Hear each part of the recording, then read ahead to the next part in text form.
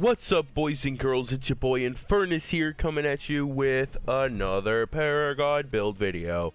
Okay, so obviously, like every Paragon build video that you see from really high YouTubers, we're gonna go through the character. Okay, so you can see level 7. I played him a little bit, you know what I'm saying? Played him a little bit, you know what I'm saying? I'm almost level freaking, yeah, 8. So I can get my freaking taunt, dude. Let's go. Okay, hack, which is just a basic attack, which is pretty decent damage. This build though, just a heads up, if you don't think you can handle a lot of skilled team fights that like can consist of like 2 people or 3, sometimes 3 depending on the characters. 2 can be easy, 1 is nothing, delete off the map. But look, we got ambush. This is the jump. Is it the jump? Yeah, this is the jump. I was about to say, what the heck? It looked weird. Okay, yeah, it causes a slow, and it's pretty OP. Yeah, let's just say it does decent amount of damage against squishies if you're jumping on them late game, and it does cause a slow, so they can't run away like a savage. Unleash, it's just your hacking ability. I like how I didn't realize this damage scaling changed now. From like the more you upgrade it, the less damage. I think it's like goes up in percentage damage scaling. So it's interesting. It's definitely OP. If you're doing my build, it will be hitting, I think, a constant 175 to like 180. Not including if you crit, which is a 300 from this. Then you got the spirit regen, which is obviously, it's the passive, which regens health over time through basic attacks. It's really good for like early game. Late game with this build though, you don't really, like, you don't even focus on that. It's nothing. Your health is like, your health will be going down and your chunk will come back. It's instant. It's crazy. You got your ult, which is really awesome. I love this guy's ult. The fact that it causes a movement slow and it does really good damage, it's just really good. I feel like it's amazing. One of the best jungler ults in the game. So let's get into this. We're gonna go Dex, boom, pow, bada bee, bop, bop. Jesus Christ, here it is, over here, pow. Okay. Now that we're in here, kind of looks a little gay. It may look a little gay. It may look a little retarded, but no, it's not. I'm gonna give it to you in order on what you should do with this build. Centurion, that's just up to you. If you get orb, it just gives you more health, because I don't really feel like you need freaking damage on this guy. Like from orb, it would be okay damage, I guess, but health I feel like is better because you're a squishy without health. So you're like 1600 health end game. But if you get orb, then you're freaking 2100 on top of the build, and we'll get into that. Okay, first, if I feel like you should go with Sage's Ward. If you want, you guys can make tweaks to this, by the way. Take out a few things, add a few things after you try it, if you do. I go with Sage's Ward. Gotta put those 1/1/1s, get that early game damage. Then you got wards you can be placing around the map like a savage little jungler that you should be. If you don't be placing them wards, don't play jungle, please. There's some people that think that's cancerous if the jungler don't place wards. I'm one of them. And then after the Sage's Ward, I usually, like, after I get 1 point again, I go to Jungle Drink right away. Well, I remember, this does not need to be fully maxed out. So you go get this right when you get 1 point, get this, and then you go into maxing out the Sage's Ward, obviously. But this is for jungling. It helps, I feel like. It does fall off earlier than like a health potion or something, because it's meant for jungling. But this character, really, with the natural health regen and the way my build works, once you're already in your like third actual card that you're gonna be fully upgrading, you don't even need this. Like, you can get rid of it right after that.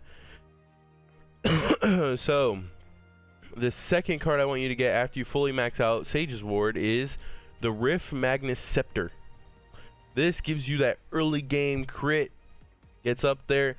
Like I said, you can change some things. People like going attack speed early game, I guess. You could do that too. I'll come out with another build video for Khaimera in like tomorrow. So this is what I have for right now, though. You know, fully max this out. You get that little power boost, and you get that crit on top of the damage you're getting from this. And then the first thing you should do is, like I like doing, is I go into impact hammer. I try to build crit like quick, but like again, if you feel like you're losing, your team's not holding off very well, go into micro nuke, get that fully maxed out so you can start building that damage. You know what I mean? Get that extra damage after you fully upgrade, all that good stuff. Then after that, you would probably, if you really wanted to, again, it depends on how good your team is. You're getting rid of Rift Magnus Scepter to go into Impact Hammer, or you just go into Impact Hammer and because you freaking need it and your team's doing balls. So go into this again. It's just basically the same thing from here on. Repetitiveness for that next like couple of cards. You would obviously get this, it will bid that crit and that damage, but then after that I would like you to go into attack speed crit bonus. So by that point you'll have a good amount of crit, and now you'll have that attack speed with that crit bonus to go with it, and you're be set. But again, it all play like a smart player, and remember, based off of how ballsy your team is playing. If they're ball sack, then guess what, you're not going to be able to build that for quick because it costs 6. Then again, gotta go with the 2 impact hammers right after those couple cards, and then fully max them out, and you're just building crit damage. Good stuff.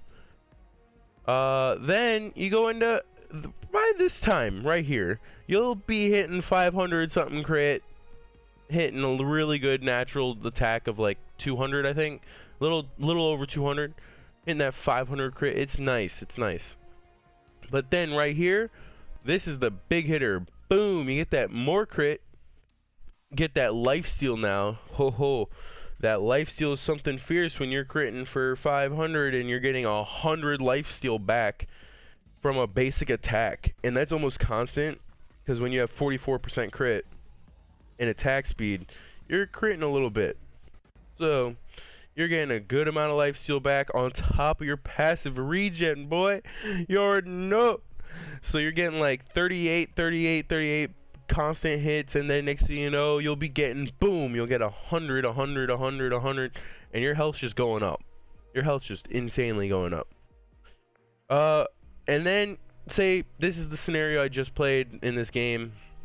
It was a Fae, a Grim, and a Murdoch. Obviously, you single out the retard hitting hardest.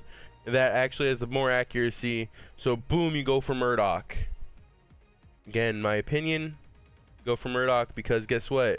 Getting slowed by that other retard when he's trying to run away after you blow up his friend, you jump on him and you kill him.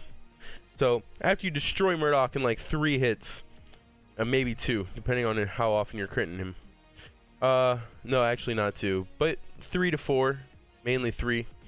I hopped on Fae because I don't like being constantly slowed and burst damaged down. Hopped on Fae, ulted her, boom, dead.